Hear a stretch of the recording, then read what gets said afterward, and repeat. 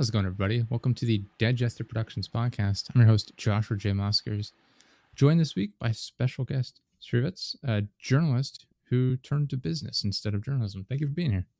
Thanks so much for having me, Josh. It's really great to be on. Awesome. Happy to have you here. Why don't you tell people a little bit about yourself, what you have going on, what you do?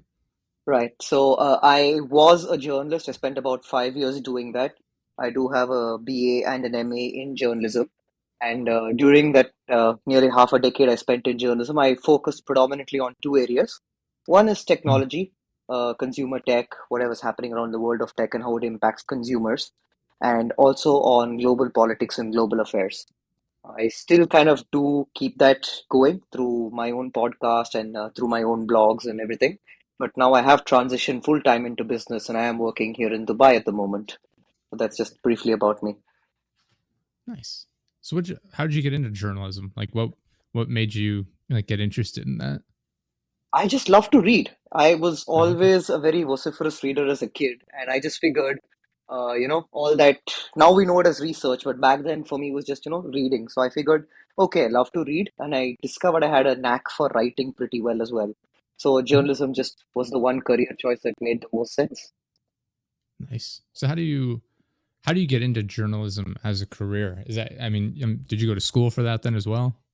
Yeah, so Mm, these days it's a lot more challenging. You kind of have to go to school, you kind of have to do a degree. Like I said, I did both an undergrad and a postgrad degree, and that was kind of my okay. gateway into it. And even then, Mm, it was fairly difficult. It was not that easy. So there is a challenge, and I think the current state of newsrooms around the world, which ties in very nicely to the topic of our podcast, AI we're talking mm, about. So I feel yeah. like that's something that we need to discuss in detail. But the current state of newsrooms is not good. So journalism is not exactly a very promising career these days, but that said, if Mm, you're passionate about telling stories, I think it's still a wonderful place to be. yeah, for sure. It like I know we'll lead into our discussion on AI here.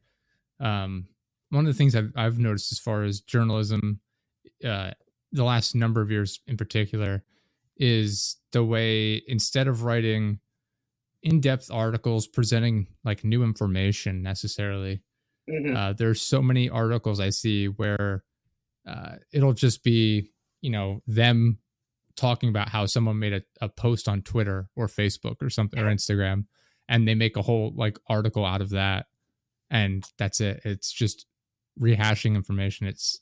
It seems there's so much of that. It's hard to find sources of information where they're telling unique, well documented, Hmm. stories Right. as opposed Well, to I think you've made a good point, Josh, but I would reiterate that to that there are two responses, right? The first is again the sources that newsrooms have. Now, money is very tight, so therefore you can't spend a lot of money and a lot of resources chasing a big story, doing original mm, reporting. It's not feasible unless you're something like the New York Times or the Guardian or CNN, yeah, where you're a legacy newsroom and you have a legacy and history and a heritage that you can count mm, on.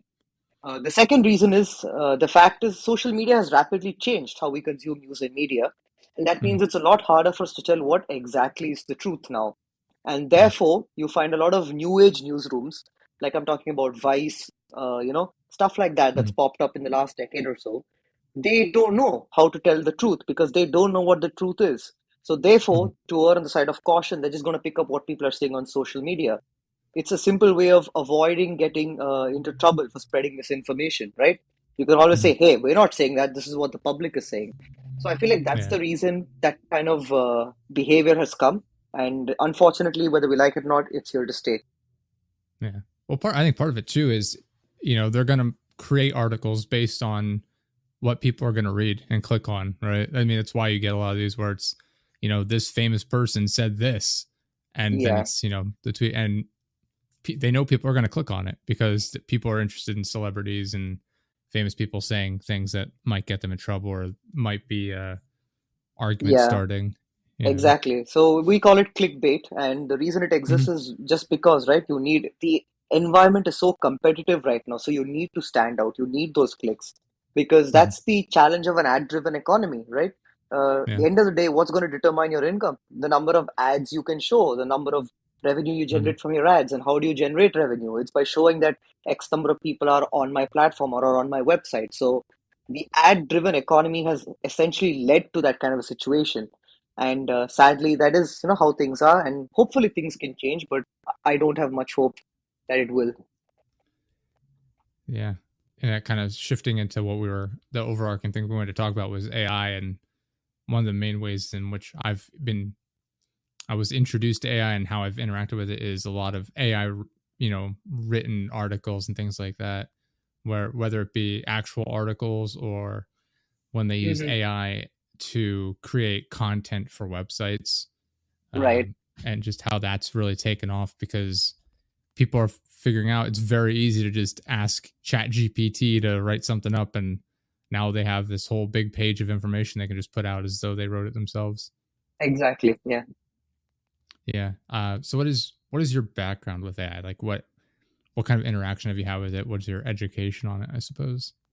Right. So, my background and interaction with AI has been very superficial. I Mm-hmm. would not say that I'm an expert on the topic in the way that I have, done a lot of playing with AI tools or done a lot of research on large language models or things like that. But Mm-hmm. being a journalist, I have actively followed what AI developments are going on around the world. I have written Yeah. about some of them, and as part of that writing, I do a lot of reading and a lot of research. So that is more or less my experience with AI. But these Mm-hmm. days, I do use ChatGPT as well. Sometimes for work, I find that yes, it's a convenient solution. So I feel like why not use it when it's available? And therefore, I have started learning to use AI tools now.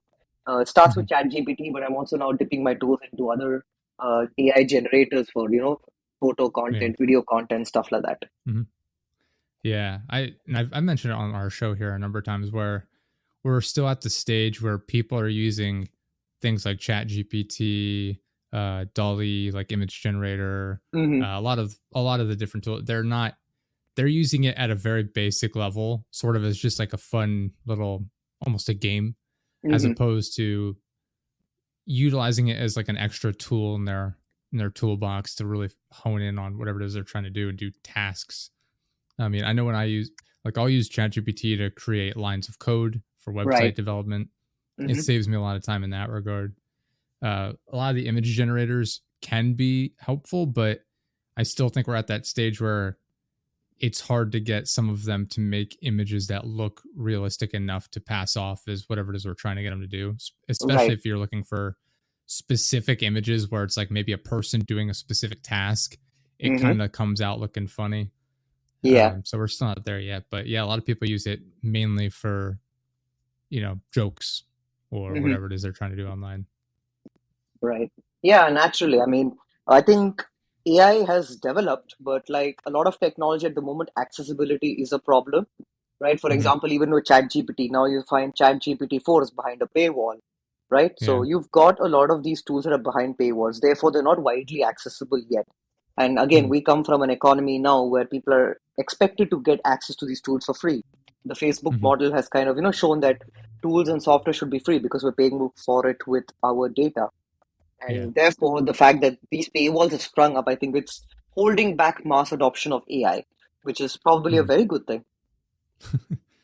Yeah, it could be. I also think too, we're still at the stage where AI is being used as sort of a gimmick by businesses. I mean, I'm sure you've seen it. I've seen it a lot Hmm. where every single business has some sort of like, oh, our AI generated whatever will help you. And it's just like autocomplete sort of stuff, like sort of like with website development and things like that as well.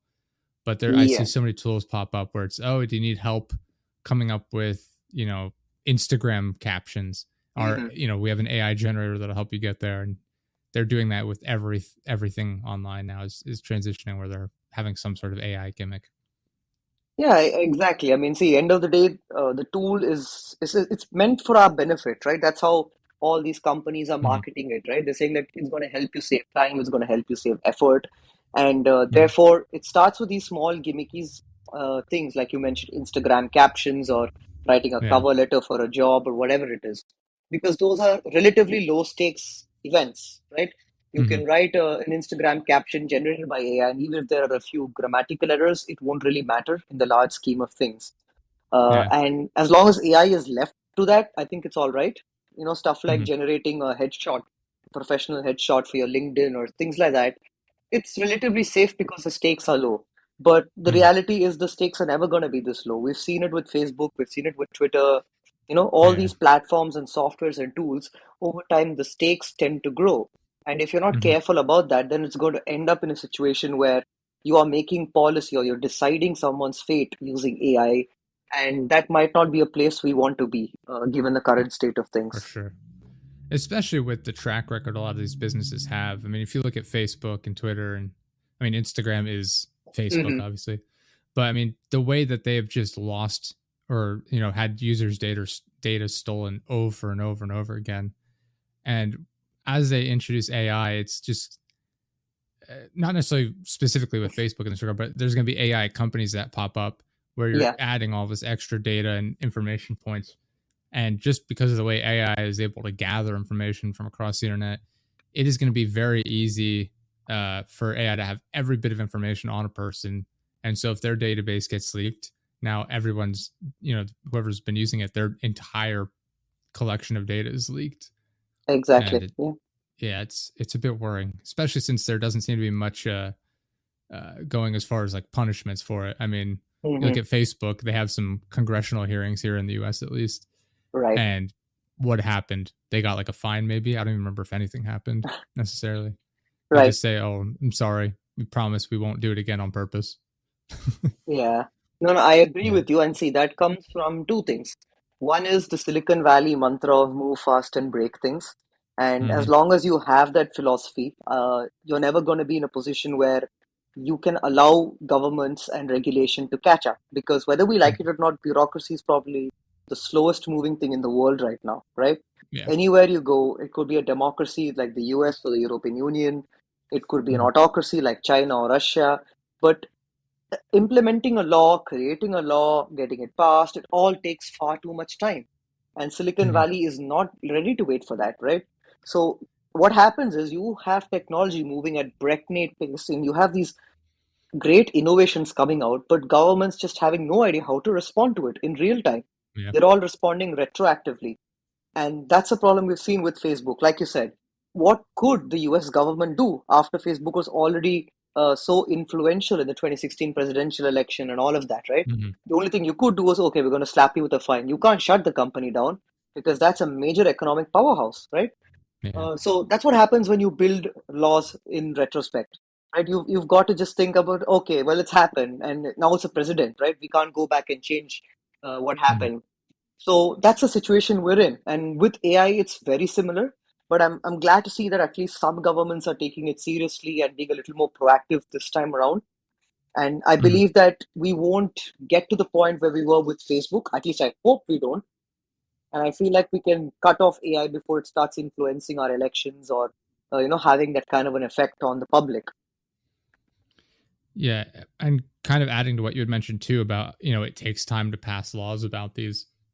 They had the Protect Act here in the Hmm. US, which I've not heard about it in quite some time. I don't know what happened with it, but that was regarding like TikTok ban essentially. Right. Uh, I really don't know what ended up happening with that, but they that was one where they were talking about taking down TikTok and trying using it. They were trying to pass a law under the premise of protecting children and their data, Hmm. but that was another case of uh, the government overstepping their boundaries to an extent or attempting to, where it wasn't just about preventing TikTok from taking data. They were going to make it illegal to have VPNs. They were going to make it so that the government could just take all of someone's internet data, like in Right. just based on nothing. And it was so overreaching, and I'm glad it didn't pass at the time. But man, it's like that's one of the Right. worries as well with AI.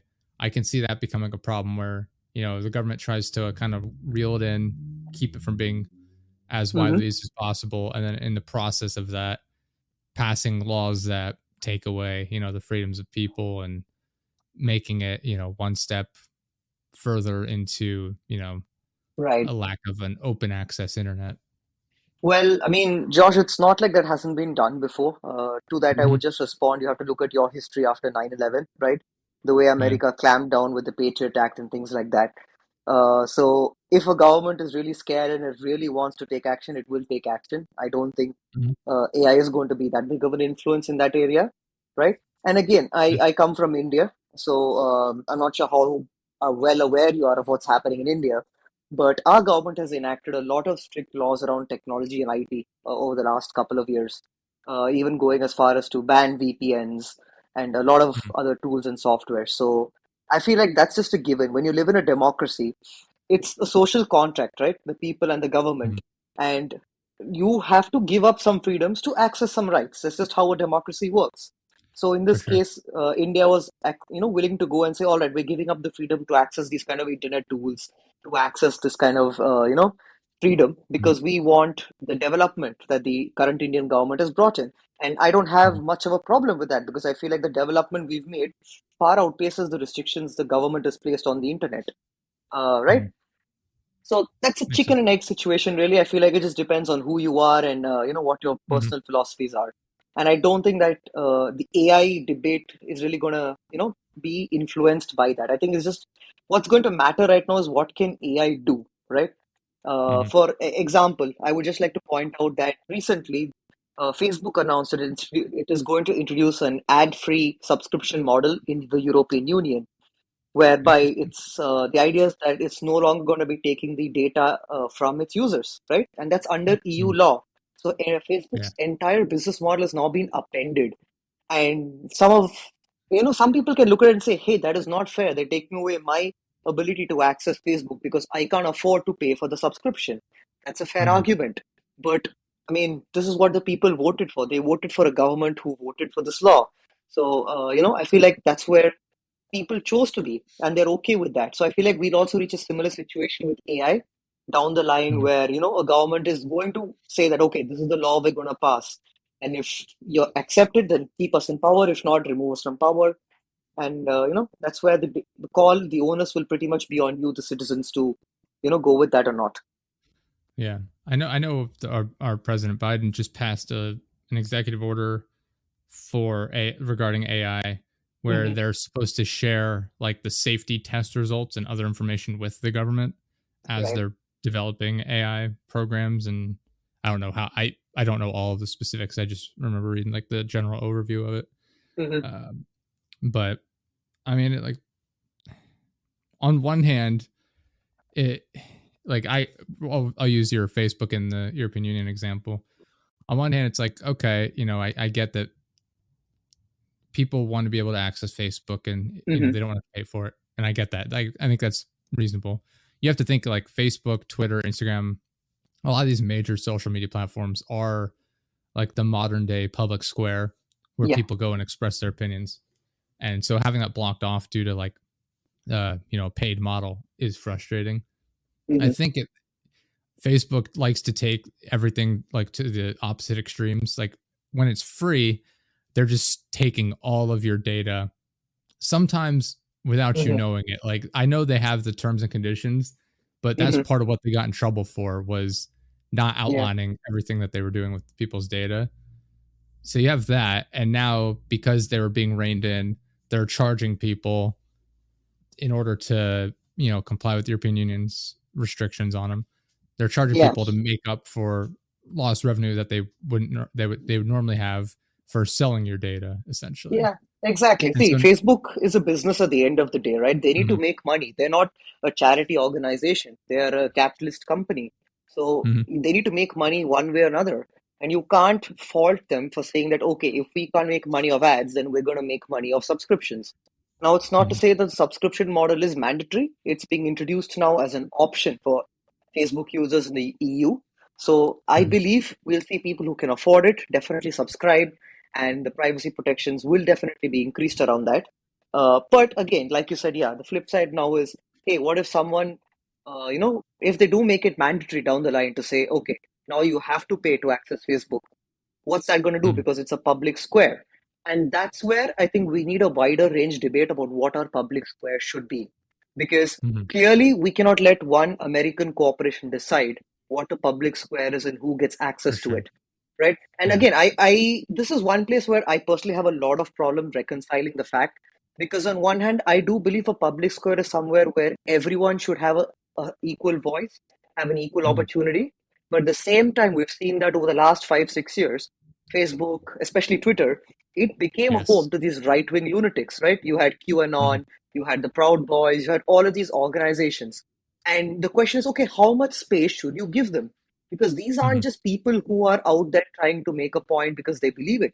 They're actively out there undermining democracy and undermining people's right to live.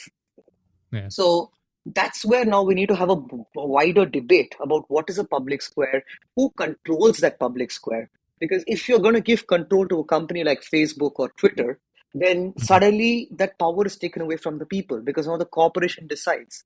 And that changes the whole social contract that we have as a democracy. Especially with I'll use Twitter as an example. The way Elon Musk will, I mean, it's there's it's been widely discussed and there's evidence of it where it's people he has a problem with specific, like personally, kicking them off of the platform just because he Hmm. owns it, and Exactly. that can become a problem, especially like we were saying. What is a public square if one person can control who gets to talk in that public square? It's Yep. not public. If I mean, I understand this has been rehashed in the US specifically a number of times about a private company's ability to decline service to people they don't want to serve. Yep. And I like I said, it's weird. It's not black and white, right? You can't just say, Yeah. oh, this is how it should be and this is how it shouldn't be. But at the same time, it's Exactly. like clearly something isn't. It's not perfect. It's very obvious it's not perfect if one person gets to decide everything. But at the same time, you can't just step in and be like, hey, we get to control your entire business because so many people use it. You know what I mean? And Exactly. I agree completely. That's where the yeah. challenge exists because you have built these tools, right? Facebook and Mhm. Twitter. Let's take Facebook, for example, right? When the company launched, basically Zuckerberg said, look, I just want to build a tool that allows people to find people on my campus. A very Mhm. noble idea. But And then he made quickly, money. yeah, then he had to make money, right? Because you Yeah. can't sustain a business. Like I said, these are businesses, these are Mhm. companies, they're not charitable organizations. So they need to Mhm. make money. They have to find a way to sustain themselves. And therefore, they just grew and they grew without any restriction. And again, I Mhm. would rate that as probably one of the great advantages of being in America because you guys have such lax laws around, organizations and businesses and what they can and cannot do. You really We have believe. lax laws around pretty much anything that isn't women's rights at this point. That is It's true. a real Yeah. mess. Eh. Yeah, that is true. But yeah, I mean, see, that's the point. You let Facebook grow from a small uh, thing on Harvard campus to a globally recognized organization that could dictate the flow of an election. So Mhm. that was not by accident or by design. It was a I think it's a mix of both. And that's the result now we are dealing with the consequences. And that's really why I feel like the current mishmash approach that we have is just not great to deal with the internet in general. And I'm not just talking Mhm. about Facebook or Twitter, but any internet based tool like AI. We cannot Yeah. deal with it individually as a country or as a state. It has to be dealt with at a global level. Mhm. Yeah, because it's kind of going back to what I was saying before about like the government shouldn't be able to step in and just tell somebody how to run their entire business. Like especially based on the fact that it's how popular it is, because then you're getting into the weeds of all right, how big does a company have to be before the government is allowed to step in, right? They're not Yeah, going to step in with me running my business over here with two employees, right? We're too small to yeah, make a difference. We're not public square. But then exactly. it's like, oh, what about 100,000 people, 1 million people? Like at what point then does it count as a public square? When is the government allowed to step in? And it it's too there's no way to set a specific number on it Yeah, and have it be fair. exactly. So that's where I feel like what really needs to happen now is if we're serious about tackling AI or social media regulations and all of this, I Mhm. genuinely believe that it's no longer a feasible solution to think of it as an individual country or an individual state. We have to Mhm. now tackle these problems through an organization like the UN. Now, this is just my personal belief. I'm not saying the UN is perfect. Of all the Mhm. research and reading I've done, especially around Ukraine, Russia, and the new issue between Palestine and Israel, the Mhm. UN is probably one of the most poorly organized organizations we have on the planet. It is incapable of making a difference right now. right? But I Mm. still feel like the fact that all these countries, with all their varying ideologies, can come together in one place and have a discussion makes it the Yeah. most conducive environment for us to tackle these issues and issues like climate change, which really you Mm. need to tackle as a global, as a community of humanity. You can no longer be isolated and tackle these problems individually. Mm. Espe- Especially if you look at like recent issues in the US, we can't even tackle our own problems on our own. How are we going to fix things that affect the world? Exactly, It's yeah. yeah, And especially with, go ahead. that is Yeah. very much my concern, Josh, because again, see, I'll go back to the example of Facebook because I think it's really nice to look at the effect Mm. it's had on the world. Now, your own 2016 presidential elections were greatly affected, and there are these, well, let's just say there's still rumors about Russian interference. Nothing's been proven yet, but right, there's, I think, enough evidence there to say, okay, maybe the Russians did something through Facebook. Now, Russia did not just target America, it targeted a lot of other countries around the world. That's what we've been Mm. hearing. And I think India is a good example for that, right? Because the way we use Facebook in India is very different to the way you guys use it in America. But the Mm. fact of the matter is, the incumbent Indian government decided that Facebook is still a great tool and they used it to great effect. Like Narendra Modi, the current prime minister, even when he Mm. was mounting his first campaign to become prime minister of the country, he was able to use Facebook so effectively to reach out to people, right? And nobody understood this, but they were being manipulated and it ended up delivering a massive victory for him, right? And this is an American organization. They didn't have much of a presence in India. They still don't, really, if you look at it. But the fact is, they were able to influence an Indian election. And my only point of contention is how can an American organization decide what's good for India? Now, I'm not saying Yeah. Modi should have lost the election or that he cheated or whatever. I'm glad Narendra Modi is the prime minister. He's done a great job for the country. But I am still quite upset that it took an American organization to tell people of India that, hey, this is a guy you should vote for, this is a guy you should make prime minister. Why Mm. didn't that come from the Indian government or Indian private sector? That that's part of the, I remember looking at this a little bit where if you look around the world, the way Facebook manipulates the information available throughout different countries, and they will assist in helping to pick, prime minister, or like the leader in general, I Hmm. guess I could say, since there's different titles ever. But they will cut off information for people that maybe Facebook doesn't agree with as much, and they'll limit that information. I mean, it's the same thing that happened on Twitter. I mean, Yeah. there is so much information being, hidden from the users regarding, the election, Hmm. when COVID was a thing. I mean, that Yeah. it was a whole problem, and it continues to be a problem regarding a number of issues. I know, Yeah. especially with the current issues in, with Israel and Palestine and all that. It there's a lot. I mean, to be fair, there's a lot of misinformation being spread in general. Yeah. So it's gonna be hard. Like, I understand it's gonna be hard to like manage that, especially on such a large platform. Yeah. But like I said, it's hard to have a company manage all that without regulating them. But then, how do you regulate them fairly? Because anyone that's going to regulate a business like that is going to have their own biases as well, and Yeah. it's yeah, I don't know, it's a mess. No, I see. I think that's a very good point you've hit on, and I've thought about this a lot, right? Because it's one of those questions that literally keeps me up at night. Like I said, QAnon and the Proud Boys, and these aren't people that should have such a big public say, right? In the Mhm. way things are run. But at the same time, you can't discount them because if you do discount them, if say your voice and your opinion is not valid, you're not a democracy, right? If you shut Mhm. up the QAnon and the Proud Boys because you say, hey, what you're saying is false information, what you're saying is all just conspiracy theories, and you push them to Yeah. the fringe, you are not a true democracy, right? Mhm. So where is that line of allowing these people to have their opinion but not influencing the world or influencing elections the way they have so far? And I don't think we can reach a solution now, right? Because we have let these tools grow too big and too large to regulate. And even if you Mhm. do try to regulate them now, like what the European Union did, okay? Now Facebook is going to introduce a paid model in the EU. I would like access to that model. I don't want Facebook to access my data, and I'm more than happy to pay them, right? Because I Mhm. do use Instagram, I do use Facebook on a daily basis, and I want to use these tools. I really like using them, but I don't want my data going out. But because I live in the UAE, I don't have access to that software. I mean, the subscription. So I've really thought about this. How do you regulate these organizations? And that's where I've come up with the thought that maybe the United Nations is probably the only way to do this. Because if you tackle this problem as, a global organization the way the UN is, you can Mhm. ensure that whatever solution you reach is at least going to be binding globally, right? Is at Mhm. least you're going to take into account every country and people from all over the world and all of their needs and their unique circumstances. And I feel like that approach might be better for democracy overall.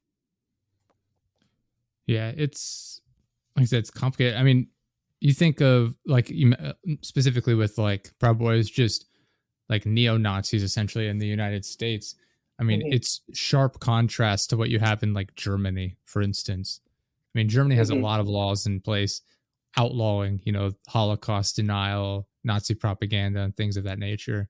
Whereas in Hmm. the US, it's been pretty much settled law where people are allowed to say whatever they want, have, the flags and everything like that. I mean, we see this, it's it's ridiculous to be, in my opinion. I mean, I think it's pretty reasonable to say that as well. But I mean, we have people in Florida on overpasses flying Nazi flags out front Yeah, of Disney. Anyone they disagree with is a Nazi, is socialist comment. I don't even know. They don't understand the words that they're using, so it's hard to yeah, figure out what they're even trying to call them. But exactly. yeah, like what are your thoughts on like how Germany has handled that as opposed to like other places like the U.S.? Okay, so I think it's an unfair comparison you made because Mm, you're okay. looking at two societies that have evolved very differently. Now, when Mm, Germany was recovering from World War One and World War Two more predominantly, they mm, understood that they were to blame. They understood that they were at fault for what happened, especially with the Holocaust, right? mm, So there was a sense of shame, there was a sense of guilt in the German people, in the German society. So these laws that you talk about, restricting the, speaking of mm, Nazism, openly displaying those symbols, it comes from that guilt, right? okay. Whereas Yeah. America didn't really have that kind of a guilt, right? Mm, America was always, right from its founding, the ideology was we're going to be a country that's independent. We're going to be a country that places high value on independence, which is why, mm, right from, your Declaration of Independence, all your mm, democracy, your history of democracy is so rooted in your personal independence, whether that's the mm, Second Amendment, whether that's the First Amendment, right? You guys have mm, placed a premium on a person being allowed to do what they want to do because that was how America was born, right? yeah. Basically, what a bunch of people from Europe said, "Screw it, we don't want to live under the monarchy and live under a Christian church that says this is the only way to do things. We want to do things the way we want to do." There's no guilt. There was just anger and a real what do you say willingness to break out from that mold. So therefore, Right. American society has evolved to that point where you place such a high premium on your First Amendment and your ability to speak what you want to speak. Whereas Mm, Germany does not come from that background, right? Especially the current laws you see around the Holocaust and things like that. It comes from a mm, sense of shame and guilt. And therefore, they are very clear about what they want people to know and how they want to, express that. mm, But having said that, if you do look at Germany right now, Nazism is back on the rise. I don't know if you're mm, aware, but there is a political party called the Alternative for Germany, AFD. They are now currently, I think they've won two seats in the last German election for parliament. And that's a big concern because the AFD is practically sprouting Nazi propaganda, alt mm. right propaganda, just being very careful not to directly associate with Hitler and his ideology. But it's more I or see. less the same thing.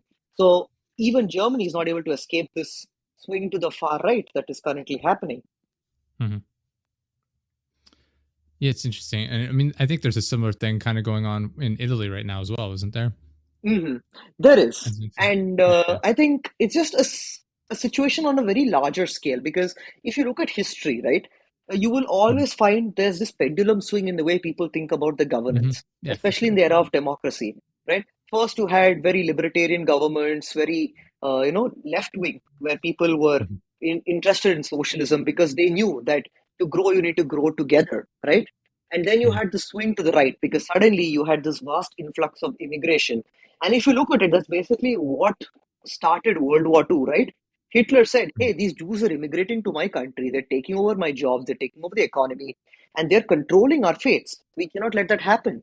And mm, he got together with Mussolini, and all of this was happened because of these people. They felt that, okay, we've become too open, we've become too welcome. And that led to a spread in the right across Europe, right? And then that was crushed because it got too far. But you've had the mm, waves come and go since then, right? I think the election of Donald Trump, because 2016, when Trump won the election, he was not mm. the only right wing leader to get into power at the time. You had Jair Bolsonaro in Brazil, you had Yeah. Yep. Boris Johnson in the UK, you had Narendra Modi in India, you had Mm, Rodrigo Duterte in the Philippines. So you had this real rise of right wing government all over the world because at some point people were just frustrated. My personal understanding is, and I could be wrong here, but my personal understanding is that it's because of the world becoming so open, interconnected, and immigration being more frequent, and people mm, felt like, hey, we should not be handing out these freebies. We should not be welcoming people like this taking away from us. So mm. that's where that allowed these people to come into power. And that's what we're seeing right now play around, especially in Europe, because over the last 2 or 3 decades, Europe has dealt with the brunt of the wars in the Middle East, right? All Mm. of these people from Syria, Iraq, Afghanistan, Europe was their only entry point, their only safe harbor. So all of these people fled there. And I'm to a point, I do agree. How much can Europe take in? Because it's a Mhm. finite land space, there are finite resources. And I think it's just how we think about immigration in general. Because right now, global immigration is pretty much dictated by wars. It's dictated Yeah. by, who's in power where and what kind of things are happening. For example, with Palestine now, right? Let's take the Mm. Gaza Strip. Israel's clear philosophy is to just eliminate the Gaza Strip entirely. So Yeah. all these people now, these 1 million plus people, where are they going to go? Probably to Egypt or Jordan or any of the Arab states nearby, Something. right? Yeah. But this is again, it's a political migration. It's being forced migration for political reasons. And Mhm. if we don't control that now, if we don't find a way to deal with that now, what's going to happen in 50 or 100 years when we have to deal with migration due to global warming and climate change, right? Mhm. That's a problem. But that's why we need to understand, okay, people have these feelings, which is why they're voting for these people in power. And we just need to understand that it's probably a phase that at some point people will also realize that, okay, we've gone too far right and we need to swing back the other way now. Mhm. Yeah, and it kind of goes back to what we were talking about before with the misinformation, part of things where yeah, you're absolutely right as far as like things change based on the immigration things like that, but then there's also the political messaging behind a lot of it. I mean, we have a lot of that. Again, I try not to talk on behalf of like what other countries' political messaging is because I'm not as in tune with it as I am Hmm. my own country. But I mean, like how often in the U.S. I mean, we see it all the time where it's you know people like I mean they use Mexicans as the primary example because that's Hmm. just the message they go with. Yeah. But people are coming in from Mexico and they're taking all of the jobs and they're taking your houses and they're bringing crime with them, and Hmm. a large portion of that is just not true, Yep. right? I mean, I'll tackle it. Excuse me. I'll tackle it in order, like taking our jobs. Most of the jobs, immigrants are taking are jobs that were already available that people weren't interested in doing, right? Yep. I mean, you think of what type of jobs are a lot of the immigrants taking when they come to US? It's like Yep. farm, like agricultural jobs. Yeah. Manual I labor mean, and blue collar jobs. Yeah. yeah, exactly. Yeah, yeah. I mean, so those are jobs that were already available. Um, you know, bringing crime with them I don't have the statistics, so I'm not gonna be able to make a good point of this. But Right. statistically speaking, it's not the case. Like the immigrants are lower in crime rate because they don't want to get deported, so Right. they're gonna Yeah. be on their best behavior. Exactly. Yeah. So yeah, Right. it's a lot of it's political messaging. Like I mean, we saw that in 2016. We still see it to a slightly lesser extent now of building the wall across the border, deporting these people. I mean, we had all those problems, and I think it's still going on a little bit with people from Texas, uh, maybe Arizona. I forget which Hmm. exactly. I think it was more Texas specifically though, of just sending people on buses to other states Yeah. and doing that as like a political message stunt essentially. Yeah, I mean, to And that again, I would just like to add something because this got me okay, thinking. Brexit, right? The UK, one of Brexit, the yeah, key messages behind Brexit was what? Immigrants are taking our jobs. We need to take control of our borders, right? Hmm. and Brexit happened, and everyone should have been happy. At least the right wing, the Conservative Party should have been happy. But in Yeah. 2022, I came across this very interesting article, and it's from the Guardian. The headline says up to Hmm. 60 million in UK crops left rot owing to lack of workers. Yeah. Okay, That's that's the effect. These yeah. people who are harping about immigrants taking our jobs, the jobs they were Mhm. coming for, like you said, were all the blue collar jobs or the manual jobs. Yeah. Immigrants were coming in from the European Union to work as farm workers, to work as laborers. And Hmm. thanks to Brexit, they were not coming now. And suddenly you have nobody to pick the fruit, nobody to, harvest the Hmm. crops. Yeah, that was So a huge thing in Florida here as well. exactly, Is that they do not have the people they need, the employees they need now to do all like the work, and so there's a huge worker shortage, and exactly. they're Yeah. complaining. That's it. That's the challenge. That's the situation we're living in. Because again, people's attention spans have become so short. We are Hmm. captivated and we are more interested in a small caption than the full story. And that's what's Exactly. happening Yeah. right now with immigration. Well, like Brexit is to me the perfect example because the UK was doing really well before that. And then suddenly Hmm. they got into the situation where they don't know how to deal. Like they still don't have any border checks up and running. And you have a lot Yeah. of fruit and vegetable left rotting at the border because it's not able to be processed in time. And like I said, Hmm. shortage of labor. There's no a massive labor shortage in the UK, and there's just no way for them to deal with it. And I know a similar situation is playing out in the US. So Hmm. again, I don't think necessarily you have to blame social media for this, because if you look at it, Adolf Hitler was so very able to use the radio to get Yeah. people to get behind the Nazi ideology. So technology itself, I think, is probably to blame, right? The reason that we've I my point wasn't like social media in general. I just Mhm. meant it kind of goes back to what you were saying with like reading the headlines but not getting the details. Yeah. Because I'll use the Protect Act again as the example of the TikTok ban, essentially in the US, is what they're pioneering it as. But there are Mhm. so many other details in that people weren't paying attention to because they just skimmed the headline of, oh, this is the TikTok ban, like the anti TikTok bill, right? And I think that was Yeah. the same thing with Brexit to an extent, right? They wanted their own sort of independence from the EU. And, you see a lot of issues with it, with, employment, like not having the employees they need. I think one of Yep. the other things was there's a lot of people who couldn't travel to like their vacation homes in Yeah. like the Canary Islands and things like that. Yeah. And That they was were very another one. upset by that. And again, Exactly. it's goes back to, oh, I'm going to look at like the main headline of the article essentially, as opposed to reading into how it will affect me personally. Exactly. I think one Yeah. of the most iconic images for me was this huge bus that Boris Johnson and Nigel Farage, this other architect of Brexit, they had this Mhm. giant red bus that would go around at the time of the Brexit vote, where they said that, I don't remember the number, but they said a certain number of money would be available for the NHS, which is England's public health service, if people Mhm. voted for Brexit. And that was it. If you look at a bulk Mhm. of people who voted for Brexit, a lot of them go back and talk about this red bus as the key reason they did that. But Mhm. now, all these years later, that money is suddenly not available for the NHS. The NHS is Mhm. still crumbling. There's still a shortage of nurses and doctors, and then those doctors that are there are just not getting paid well.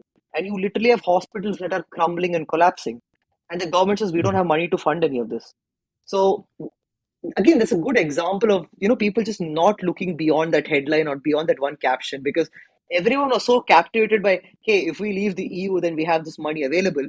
Nobody bothered to get into the details. And I think Mhm. Brexit's a great example of that, because it shows you how short-sighted political decisions can be if you're not careful. Yeah. Yeah. And like I said, I mean, we have that here. Hmm. Like people having, it's political messaging again. Like they're having, I'm stumbling on my words here. Let me get my thoughts in order. Like the border issues, right, of Right. immigration. They say, that's like on the ballots here. Like, oh, do you think this is a big issue? And people are like, yeah, absolutely. We need to get our borders in control. It's like, I live in Hmm. Pennsylvania. We Right. are almost 2,000 miles away from the border to to Mexico, Right. and yet they still think it's like an issue here. And that Yeah. goes, I mean, that definitely goes back to just political messaging, and it's not really rooted in reality. Do you think people crossing the border into Texas are taking all of the jobs here? Absolutely not. We Hmm.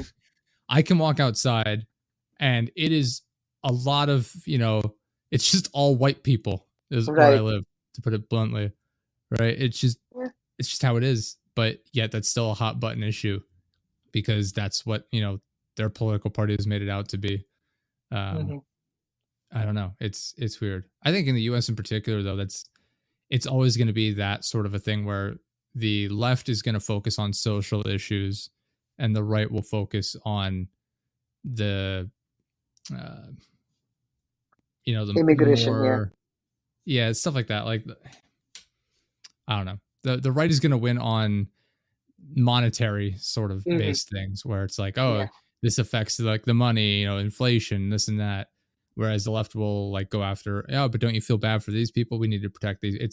It's about people on one side, it's about money on the other, almost, as far as Yeah. a lot of like hot button issues.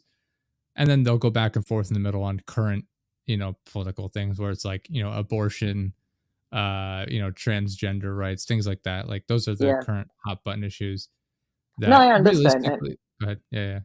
And to me, I think, see, that's where I find America to be a bit of an irony. Like, you Hmm. guys were perfectly okay sending troops and military hardware and spending millions on a war in Afghanistan, a country that was so inconsequential to what happened. Yeah. I mean, whatever, 9/11, okay, we know who's responsible for that. But, I feel like, Mhm. why did you have to go all the way to Afghanistan to make a point, right? And if you were really Money. concerned Yeah. about your well-being and about your security, why didn't Mhm. America ever send troops to Guatemala or any of the Central American countries where there's genuine Mhm. violence that's actively affecting you? Because a lot of these immigrants that you complain about are coming from Central America.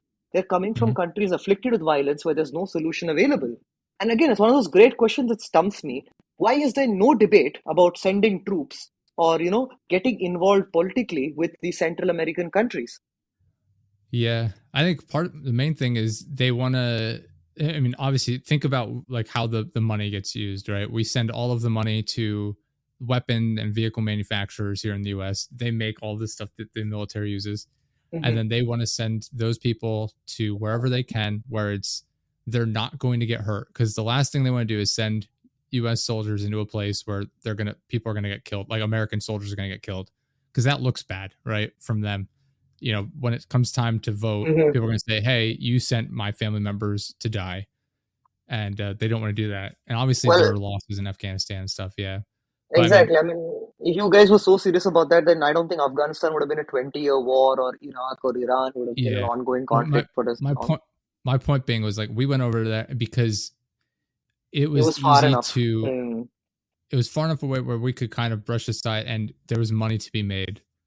Yeah. Sending troops down to like Guatemala, Venezuela, whatever, it I feel like some of their infrastructure is a bit more in depth, and that it's too close to home as well. Where it's like, Hmm. oh, we can see exactly what's happening. It people are getting killed. Like it's too close to home, and it's too in your face. Yeah. Where it's just a bad look, and there's not enough money Exactly. for. There's not enough money to be made, right? Like over, you talk about like Iraq, Iran, Afghanistan, things like that. There's oil fields that we can Hmm. control, make money off of, right? And I think Yeah. that's the bottom line. And that's what happens with a lot of issues in the US. It Yeah. comes down to how much money can be made and how much do you have to spend on politicians to get the law passed. Yeah. Unfortunately, in most cases, it's not very much money at all. Some of these politicians, it costs like $1,000 to $2,000 on some issues, and they'll do whatever you want. Yeah. It is shockingly low. I get that. I think that's the only thing I can think of as the reason. I feel like, okay, you had oil, and with Afghanistan, you had the opium and all of that. So I feel like that's probably the Mhm. only reason America was willing to wage a war all that many miles away when they could Mhm. have, if they wanted a war. I mean, like I said, Guatemala, Venezuela, Mexico, I mean, these countries are suffering from violence for decades, not just years, but decades. And I feel like Yeah. if you had a problem to solve, you could have just solved that one there, and you could have solved your immigration issue as well if that was really of a concern. But yeah, this is one of those things that I keep thinking about from time to time. I think part of it too, and this doesn't really help my point because you think of like Afghanistan. I mean, it might be different depending on where you're from, but like in the U.S. in particular, a lot of people are very uneducated as far as Hmm. like geography of the world. Like they Yeah. don't know the difference between Afghanistan, Iraq, Iran, like Hmm. even like Kazakhstan, like you have so many of the countries in that general area where they Yeah. just don't know the difference. So it's kind of forgettable. But you Right. have like the current, like look at like Ukraine and Russia. Everyone knows Russia, right? Everyone Yeah. has heard of Russia, like they know it. And so it's like, oh, well, I don't want to deal with Russia, right? And they, again, it's political messaging. I don't know. I'm not educated enough to say like how best to handle the situation, but Hmm. some people will say, hey, we're sending money to Ukraine to help them defend their country because we can't let Russia go in. Otherwise, they'll just keep going into Europe. And Yep. then, the other side will say, oh, well, why are we just sending Ukraine money that could be used at home? Right. Yeah. And I. you can see both sides to an extent, but I think both sides are disingenuous about how they're wording it in a way to make it seem like it's harsher than it really is. Like when people complain about sending money to Ukraine because it could be used at home, Hmm. you have to think, how is that money being spent? Well, we're giving the money to American manufacturing companies, and they're Hmm. sending these things over to Ukraine. As Yeah. far as like how that, I forget how much we've spent so far, 110 billion, 150 billion, I don't remember. And yeah, it's a lot of money, but we are the richest country on earth, right? I mean, Yeah. the amount of money that we've sent over there is nothing compared to like how much we spend on other stuff. Uh, and then plus, they say we're sending that money when we could be using it at home. When it comes time to vote on whether or not to use that money on like healthcare and issues at home, they vote no anyway. So Yeah. it's all just Mm. political messaging. I mean, exactly. It's what you may point out does make sense, and I feel like that's also a concern. But I mean, Ukraine is a genuine issue that we need to resolve, and I feel like Mhm. if America pulls out of its funding, then we're going to be in trouble. And Yeah. I go back to the World War II because I think it's a great similarity. What Mhm. happened when Hitler invaded Czechoslovakia, right? Neville Mhm. Chamberlain went there and he said, "Okay, you're going to stop at Czechoslovakia. You're not going further." And he waved around this piece of paper that he said Hitler had signed on his return. And everyone Yeah. thought, "Okay, that's it. There's no greater war." But Hitler didn't give a damn. He continued to push into Europe. And I feel Yeah. like Putin's at the same mental state right now where he's very clear about what he wants. And, Mhm. he's historically been known for that. He believes that Russia is not just Russia, it's the entire USSR. So Putin is not Mhm. going to stop at Ukraine. It's a well known fact, right? Yeah. And naturally, America needs to come to Ukraine's defense, not just because of whatever political, documents or agreements or, Mhm.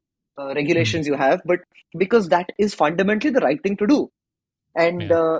right now, that's my greatest concern. See, with Israel and Palestine, that's a Mhm. problem that goes back to the British. It's not something America can resolve.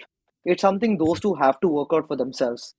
But Ukraine and Russia is not that kind of an issue. Ukraine was very clear it wanted independence, when the fall of the Soviet Union happened. So I feel Yeah. like if you can't just sit by and watch while a country gets invaded like that, you do need to take action.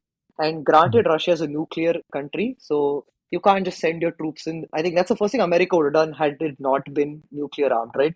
You guys would have just sent Mhm. in the military and got this situation done with. But this is the second best thing you can do, and you should continue doing it. And that's my whole concern now with Mike Johnson being elected as a new speaker. He's made it very clear that he's going to separate aid to Israel and aid to Ukraine. And I don't think that is a good thing. And it might have a very big ripple effect. He's a very bizarre person. He's super, super religious as well, just in Hmm. general. Yeah, I And heard. yeah, I mean that like taking away women's rights and things like. There's a whole. I won't get into the whole because that's kind of off topic. But yeah, like it comes down to I can understand to a certain extent, like how what is the US's job in managing conflicts around the world, right? Like Hmm. I get that we have the money and we have the military backing in order to do. Realistically, we could individually we could handle almost any conflict around the world, right? On its Hmm. own. Like not I'm not saying we would resolve it in a good way, but like just from brute force, we could go anywhere and just be like, all right, this is we're resolving this, right? If, Right. if we Yeah. needed to go into Ukraine, we just solved the problem. It'd be done very poorly, obviously, but it would be resolved in one way or another, right? If we wanted to go Hmm. into South America, we just go in, we take over a country. It could probably happen. There would be Hmm. obviously consequences for all these things. I get that, Yeah, but just from a brute force side of things, we have the military to do that. And then the exactly. problem is on the other hand is like, why do we need to get involved in every single issue, right? Hmm. Like you mentioned before, like why go into Afghanistan and do this? Like we're not leaving these countries in better situations than we found them in a lot of the Yeah. times, right? I mean, like Vietnam was a big one. We went in Hmm. there, we lost essentially, and we destroyed the country in the process.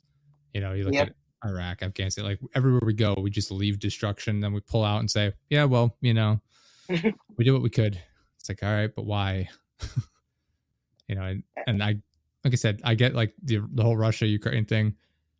You Hmm. can't just let one country take over anything that they want just because the leader feels like it. I get Right. that. And then like Yeah. with Israel, Palestine, like what how it's a thing that's like, how do you solve this issue as peacefully as possible? You Right. know, Yeah. it, you want to see it, so you want the world ideally to not have these conflicts, but greed gets in the way a lot of the times. I mean, that is one way to look at it. Like, Mhm. obviously, being involved in all these places does help the American economy. And I don't think Mhm. that's necessarily a bad thing, right? Because obviously, if there's one thing that you guys are suffering from, it is the globalization has taken away a lot of your jobs, right? Mhm. And manufacturing and all that has moved abroad. Your IT and telecom and support jobs have moved to India. So I feel like, okay, America needs a job and it needs an economy to sustain itself. What is your economy? And I feel like, okay, maybe military hardware manufacturing of that sort of thing is a good place to be. So Mhm. it's not on a whole a very wrong idea, but yeah, it I think you guys need to be a little more cautious and careful about where you get involved and how you get involved, because you are leaving places, like you said very rightly. You when you leave a country, you leave it in a bad state, in a much Yeah. worse state than when you went in. So Mhm. yeah, you got to balance both of those things in a very careful way, and I don't think there's a right answer, which is why again I just go back to the UN, because when the Mhm. UN was founded, right, the idea was very simple. We don't want World War II to happen again. We don't want to see millions die because one person had such a big ego. But the Yeah. way it's structured today, it no longer satisfies that mandate, right? The way the Security Council is set up, for example, right? Every single Mhm. country there has a veto power. And the Security Council is this very exclusive group of just the world's greatest superpowers. So Mhm. if you want to take action against Russia, well, Russia's got a veto power. So the current situation, the current structures are just outdated. They make no sense. They need to be updated. And I feel like if we just have the political will to do that, I don't think we'd be seeing what's happening today happening. But Mhm. sadly, that's not the case. And therefore, we're in the situation now where America still has to continue to be the world's policeman because that's the kind of role you guys decided you wanted to be in. Yeah. That plus, moving forward too. I mean, China and Taiwan is kind of an issue that's been on the horizon for a while, where Hmm. we're kind of waiting to see what happens. And Right. yeah, I think that's probably part of the political changes happening in the U.S. as well, revolving around conflicts around the world. A lot. I mean, nobody wants to see American troops go out and you know get hurt or Hmm. anything. Like we don't. Average Americans do not want that. Nobody does. Yeah. But obviously, a lot of people are like, "Oh, of course we should support Ukraine, or we shouldn't, or this and that." Like Israel, Palestine. Like obviously, there's differing opinions on that. But Hmm. ideally, everyone pretty much agrees. Okay, we don't want to send people all around the world. But we see with China and Taiwan, there's different opinions like, oh, but we shouldn't get involved there, or we Hmm. should get involved there. And so that is an issue, during the next presidential election. All right. How would Hmm. you react if, China decided they wanted to take Taiwan? That's going to be Right. an issue that people make a decision on. You know, Right. it's, the Ukraine thing. Like, will you support sending funding to Ukraine? That's going to be another thing people vote on. Uh, Right. it's there are huge issues like that, and then Hmm. the other thing people will vote on is how do you feel about like people's like gender identity, It's like Right. things that realistically shouldn't matter. It's like Exactly.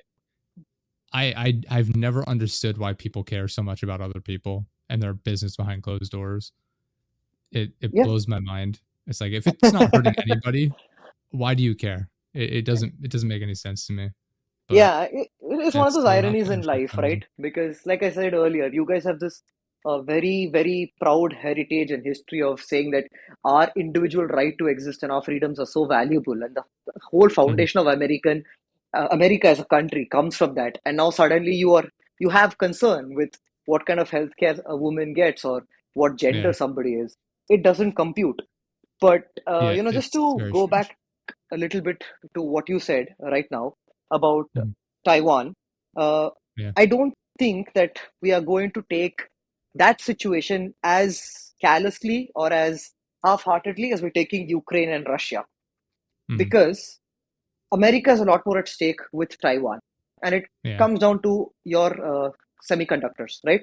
I'm not sure if mhm. you're aware, but Taiwan accounts for a close to 80% or 90% of the world's semiconductor I am manufacturing. aware because I have Yeah. investments in that. Right, great. So, Yeah. that's something that you cannot do without, right? Semiconductors are Mhm. the basis for everything, from the iPhone to your Patriot missiles. So, if China does decide to invade Taiwan, I feel like the American government will not be as split as they currently are on Ukraine, right? Mhm. At least that's one thing that the Republicans and Democrats can agree on, is that China is a dangerous enemy. So I feel like if Yeah.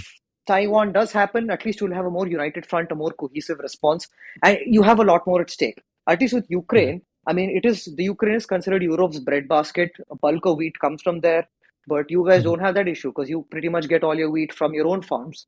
So Yeah. the wheat shortages around the world aren't really affecting you. So Ukraine, whether Russia takes over the entire country or part of it, doesn't make a difference to America.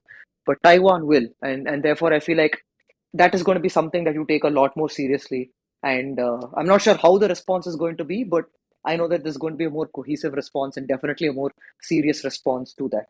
Mhm. Yeah, because with Taiwan, we're protecting our own investments. With Hmm. Ukraine, we're just trying to stop a country we're at odds with. Right? Yeah. It's not quite as personal, I guess you could say. Like we Yeah, don't have quite as much exactly. stake in it. Yeah. Exactly. You have nothing at stake in Ukraine, and that's pretty much the way it has been, right, for a very long time. Like, if you look at Mhm. the current situation, why is America even giving a damn about Ukraine? It's only because Ukraine is on Poland's border. Poland's a NATO nation, right? Mhm. If Ukraine was a little further away, I don't think America would have given a damn. I don't think there would have been any discussion about aid going to Ukraine, right? You would have had a couple of fancy speeches, maybe some sanction attempt at the UN, and that would have been that. Yeah. So the fact that we're all aware of what Putin wants and how he's trying to achieve Mhm. that is just giving America a reason to stay in the game for as long as they have. And I hope that continues because, like I said, if with Johnson or your speaker, I'm not sure how that's going to play out. But if you do start reducing aid to Ukraine, I feel like it'll have a knock on effect. Europe will start, either be forced to take up more of the funding, which is not going to be good for their economy, or they're going to have to Mhm. drop the funding, which is not going to be good for Ukraine. Yeah. It's I don't know. It's hard to simplify it too much because obviously there's a ton of little Yeah. details that go into things as well. But Hmm. it's I don't know. It's an interesting time right now with all the conflicts going on around the world and how that's Yeah. affecting countries that maybe aren't necessarily as directly they're not directly involved necessarily. Like I wouldn't say that the Yeah. US is directly involved in Ukraine and Russia. We're a Hmm. third party just Yeah. kind of, putting a little bit of backing behind them, but we're not on the front lines or anything in the main Exactly. sense. Yeah. So it's interesting to see how that'll affect things going forward, elections, things like that. And it'll be interesting to see how, social media continues to impact the way things are communicated, as well as AI and how, Hmm. AI tools are used to spread either positive or negative information and misinformation.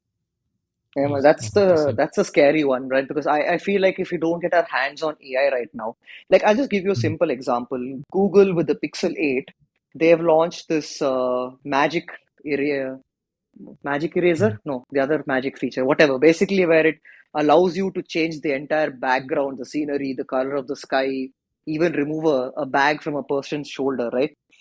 Right. Magic editor, yeah, that's what it's called. Now, I saw this demo. I saw the entire IO live, and Mhm. I was actually scared. Like, I've always seen like Apple keynotes and Google keynotes the last decade or so, and every time I watch a Google keynote, I'm like, oh, this is so cool. This is something that's really going to be awesome to have and use. But when they Yeah. debuted this feature, I was genuinely scared because I could see people 5 years into the future using this feature to manipulate so many Yeah. of what we hold true and dear. In fact, I wrote about it a month ago also, right? I titled it Google has launched a war on the truth because to me, that's how I Mhm. see this feature, right? All this time, like AI is fun. Okay, like I said, it's all inconsequential because the tools are so small and they're being used for such small, insignificant events. But Mhm. if you can manipulate a photo now that way, the way Google showed off, and Yeah. not have any sort of marking that this has been a photo manipulated by AI, we are in Mhm. for a world of trouble. Like already we Yes. find it hard. Like let's take Palestine for example. People are circulating images that are 5 years old, 10 years old from a different Mhm. war altogether, right? To drum Yeah. up support. And we can't tell the truth. How are we going to tell the truth when we can now do this? When I can take a photo of myself in Dubai, change the Mhm. background to appear as if I'm in Israel or Palestine, right? And Yeah. just imagine the effect that that one particular feature will have. It's good. I mean, I know I mentioned that too. There's an ad on TV right now for I can't remember if it's the Google Pixel or like the new Samsung phone where they show that off, and it shows off like how they're editing photos in real time, where it's like a guy jumping in the air and Mm-hmm. then he edits it to make himself seem like he's 10 feet in the air. And obviously Yeah, that's harmless, right?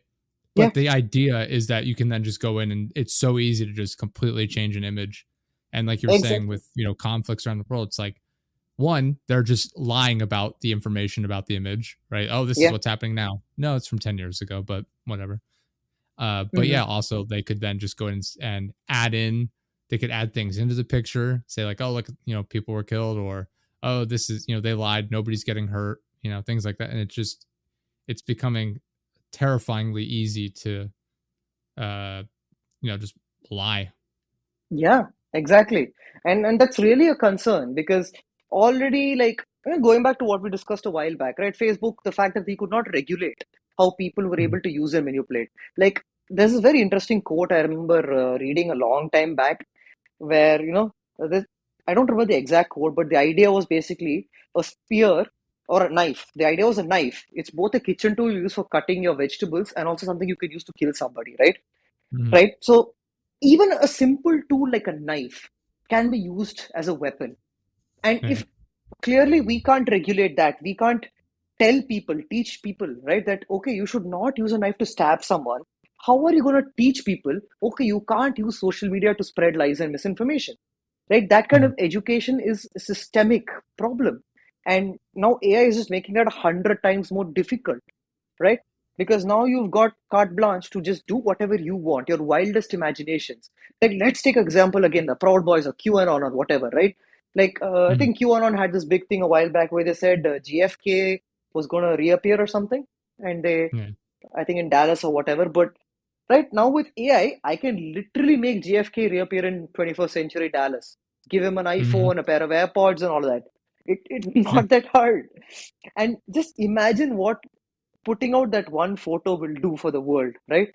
What it Mhm. can do for the QAnon cause. So that's really my concern now, right? We're not taking AI as seriously as we should. We're not realizing that it's a weapon first and a useful tool second. Because the number of people who genuinely want to use it for good is so less. Mhm.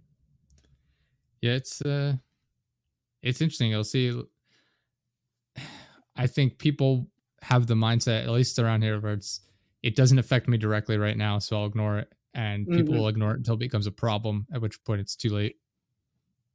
Yeah. Yeah, then that's, I mean, that apathy is something that's very strange to me. But again, I feel like there's a lot of that going around everywhere. Because if you look at Mhm. it, any election in any democratic society, you never have 100% participation. Okay, 100 is, Yeah. is, is impossible. But let's say you want at least 80% of the voting populace to vote. That really never happens in any Hmm. election, right? Maximum you get is 60% or 70% turnout. And I mean, Brexit is the best example of that. I think it was only a 45% turnout or something. Not even Yeah. 50% of UK's eligible population voted for the damn thing, and now everyone is suffering because of it. So that's what happens because of apathy. And in that way, I'm glad that at least the young generation that we're seeing, the new age voters coming in, the voters that got into the house like Reps Maxwell Frost and AOC, at least they Hmm. understood that we need to break that apathy, we need to get young people involved, and they were able to do that effectively. So I'm glad, but again, it has to be much more systemic and widespread if we want to take these things seriously. Because Yeah. again, going back to what you said, right? Like women's rights. Like, why should someone care if someone gets an abortion? It makes no difference whatsoever, right? Hmm. But you guys have made it a national conversation. You guys have made it the defining topic of your time for some strange reason. Whereas Yeah. these are the issues we need to deal with: climate change, AI, and suddenly nobody seems to give a damn about any of it. Hmm. Yeah, it's interesting. I know, like in the U.S., like the last election, the presidential election at least, was almost 70% voter turnout. I think it was like 67, maybe something like that. Mhm. But it's been down for quite a long time. Like we were at, below 50% in Mhm. like 1920, 24, whatever. I mean, Yeah. even like late 90s, we were at about 50%, just over. And if half, I mean, this is only for people who are allowed to vote. Like, Yeah. you're not, it doesn't count the population of like children and things like that. Yeah. But I Yeah. mean, if only 50% of the people that are allowed to vote are voting, that's a lot of people who have opinions on this that aren't voicing it, right? Exactly. So And I that's when. guarantee if you put them in a room with, 100 other people and Mhm. asked every other person their opinion on the matter and then skipped over them, they would be upset. Be like, why Yeah. didn't you ask me? But when Yeah. it comes time to vote, they don't want to vote. Exactly. And that's where now we've reached a stage where democracy is not truly a democracy because you're not having Mm. everyone's participation, right? Again, it's like I On said, it's a purpose in social. some places too, though. 'Cause I mean, Yeah. especially there's a lot of states now where, look at Texas in particular, they are Yeah. closing down a lot of the voting locations, making it as difficult as possible for people and it is specifically like like minority areas. They're making it as Exactly. hard as possible for them to vote because they know which way they're going to vote. Exactly. See, that's what I'm trying to say, right? For so Mm, long, nobody really cared about the right to vote. That now, when mm, you're actively being stripped of it, you realize the yeah, value of that vote. yeah, And that to me is both scary and it's like a big, well, you should have paid more attention moment because mhm, clearly, right, for decades, you guys had the power to vote. A lot of people didn't do that. They didn't exercise their right to vote and their right to say what they want to say. So yeah, now you're in a situation where, okay, if only 50% of people are going to vote, the other 50 are irrelevant, might as well remove their ability to vote. So mhm, this is where democracy is no longer a true democracy. And it's not just the US, even in the UK, for example, now, the British government is trying to introduce a voter ID system where they say that you need to show some form of ID to be eligible to vote. Now, the mhm, problem is the UK doesn't really have any form of government ID that is free of cost. You've got to pay for everything. Now, I come from mhm, India. In India, we have something called the Aadhaar card, which is a national identity card. Every citizen gets. It's free of cost. You go, you register, you do your biometric scanning, you get a unique ID number. yeah, And that's brilliant. And even before India introduced Aadhaar, we had voter IDs, which worked the same way. I never had to pay to get a voter ID card. But the moment I turned 18, I just went to the government and said, hey, I'm 18, I want to vote now. And fill in the forms. I would get my voter ID card, which I would then show at the time of the election, and I could cast my vote. Now, the mhm, UK doesn't have any of that. And they're saying, no, you got to show any other form of government ID. So, what are the only yeah, two options now? Driver's license or a passport? Both are expensive, right? Bulk of people cannot afford that. So now suddenly you're mhm, stripping away people's right to vote because they can't afford a form of identification. yeah, And that's a scary situation again. No, people are being disenfranchised. So it's not just the US that's unique to this matter. Everyone is doing it in all parts of the world, right? And democracy, yes, we call it democratic backsliding. It's happening. Everyone knows it. And the concern is there are still people who are apathetic enough to not care about it. But mhm, I guess that's just one of the times we live in, so we just got to accept it. yeah, yeah. It's I don't know. It's interesting to see how things will play out. Obviously, we've got a lot of things happening in the US right now, especially involving the former president and his legal battles and how that will affect the election next year. And obviously, we have all the midterm, like all the Hmm. other side elections and things like that. It'll be interesting to see how social media plays a part in that. How the events happening around the world play into that, Hmm. and who knows? But Yeah. well, we're gonna have to wrap up here in a second. I don't know if there's anything else you wanted to talk about before we do that. Oh, no, no, I think we've thought of doing AI. We kind of went off track entirely, but it was Yeah, a that's wonderful that's how it usually happens. conversation. Yeah. No, it was a lovely conversation. I loved Hey, it. yeah. Where can everybody go to check out your stuff?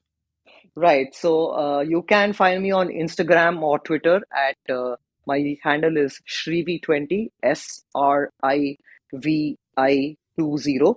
So I'm quite active on both platforms. And if you want to read my work, it's Shrivi20.com. So Srivi20.com.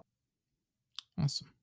And you guys can go check out deadjesterproductions.live. It's got all of our stuff on there. We've been expanding it and we're adding some more tools for people to help them get started on their social media journeys and content creation and everything like that. So go check it out. It's free. And we appreciate you guys listening. Thank you for being here.